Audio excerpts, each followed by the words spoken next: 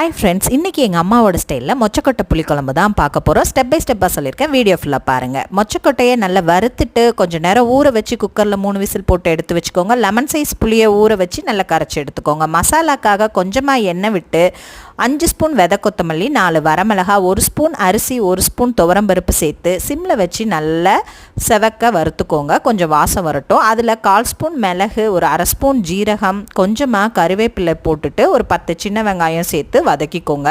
மிளகு ஜீரகம் கருகக்கூடாதுன்னு தான் கடைசியாக சேர்த்துருக்கேன். ஆற வச்சு மிக்சி ஜாரில் மாற்றிட்டு நல்லா பேஸ்ட்டாக அரைச்சி எடுத்துக்கோங்க. இப்போ ஒரு பாத்திரத்தில் நல்லெண்ணெய் 2-3 ஸ்பூன் போட்டு கடுகு, வெந்தயம், கறி லீவ்ஸ்லாம் போட்டு சின்ன வெங்காயம் 10 பல் பூடு போட்டு நல்லா வதக்கிட்டு நம்ம வேக வச்ச மொச்சக்கொட்டையும் போட்டுக்கோங்க.